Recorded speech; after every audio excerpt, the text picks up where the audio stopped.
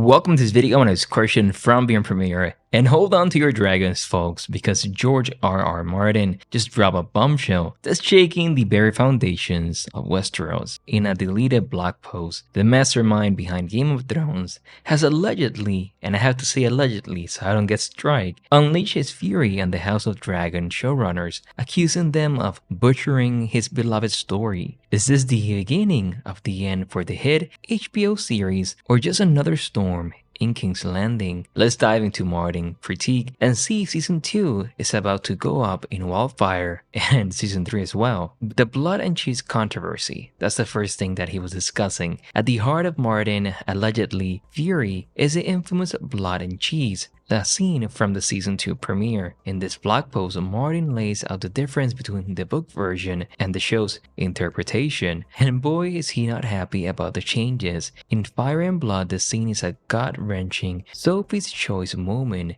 The Queen, mother of three, is forced to choose which of her sons will die. It's a moment of unimaginable cruelty that sets the tone for the brutal war to come. But in the show, Martin claims they taken a flamethrower to this pivotal scene.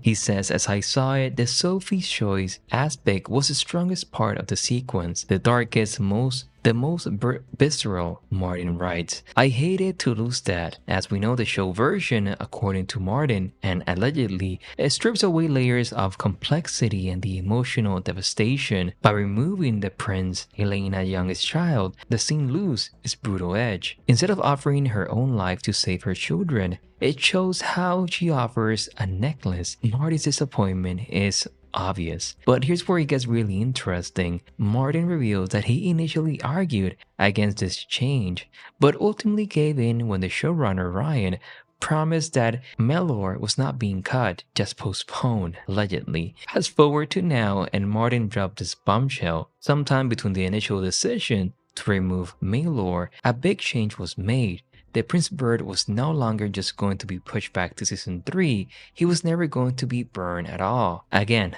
allegedly. That's not just a change, that's deleting a complete character. And according to Martin, it's a decision that is gonna set up a chain reaction of the narrative problems. Okay, now the butterfly effect. This is where small changes cause big problems. Okay, so Martin talks about the concept of the butterfly effect. And no, we're not talking about the time traveling movie. This is all about how small changes can have massive unforeseen consequences down the line. By removing a Maelor, Martin argues that the show has set up a narrative avalanche. Gone is the heart-wrenching scene at Bitterbridge, where a brave Kingsguard fights to protect the young prince. Gone is a powerful motivation for the mother eventual death, and gone is the spark that ignites the Small Fox Rebellion against Rhaenyra. Maelor by himself means little, Martin says. He's a small child, does not have a line of dialogue, does nothing of the consequence but die. But where and when and how,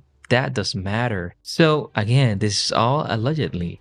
So it's a masterclass in storytelling from Martin, showing us how even the smallest threads can be crucial to the story of a really complex show. By pulling this one thread, he argues that the entire fabric of the story is going to begin to unravel. But wait, it gets worse. So a queen senseless dead, and I'm going to use dead because I don't want to use the other word because I don't want to get copyright claims, so you know the word I'm referring to. So remember in the book how Helaena tragic end is in the books. It's a moment that utter despair, driven by the guilt of choosing her son to die, only to have Jaehaerys killed instead, and then learning of the gruesome fate of her son is a breaking point for a woman who's endured the unimaginable horrors. But the show's alleged plans for Season 3, Martin dropped this bombshell.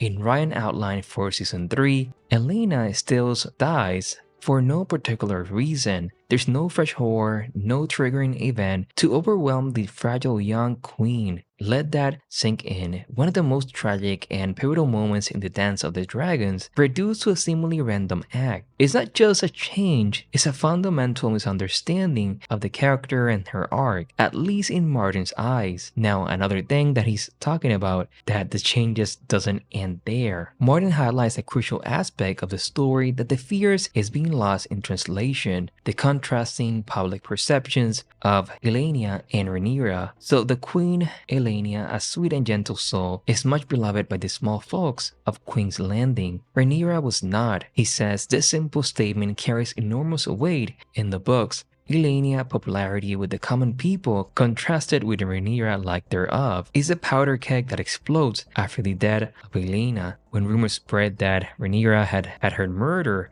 the small folk the people of the town rise up in a bloody riot. It's the beginning of the end for Rhaenyra's rule, leading to the infamous storming of the dragon pit and her eventual downfall. However, this is not gonna happen. But if Helaena's death is stripped of its context in the contrast between her and Rhaenyra muddied, then this crucial turning point lost its impact. It's not just a change to one scene or one character, it's a fundamental shift in dynamics of power and perception that drive the story forward. Now he says something that is a larger concern that Martin seems to be hinting at: the alleged sanitization of Rhaenyra's character. In the books, Rhaenyra is a complex figure capable of both being a hero and being ruthless. Her unpopularity with the common people, it adds to her character and creates genuine obstacles to her rule. But in the show, there are whispers that Rhaenyra is being portrayed in a more consistently sympathetic light. Is she becoming Rhaenyra the kind, Rhaenyra the good? If so, it's gonna be a departure from the vision that Martin had. But now, as all of this was not concerning enough for the book, Martin ends his post with an ominous warning, and there are larger and more toxic butterflies to come. If House of the Dragon goes ahead with some of the changes being contemplated for season 3 and 4, what could this toxic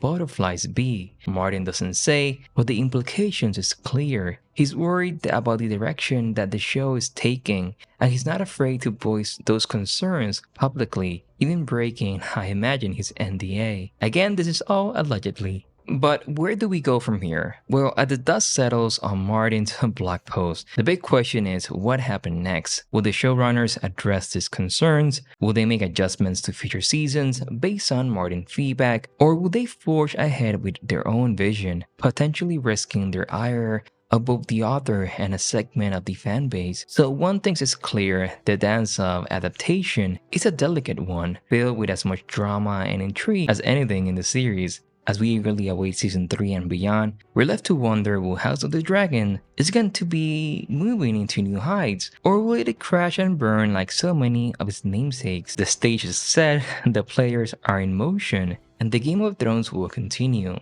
So what do you think? Is Martin right to be concerned, or should the show be given the freedom to make its own course? Are you excited for the future of the House of the Dragon and a spin-off? Let me know in the comments below. My name is Christian from the Premiere, and I'll see you in the next one.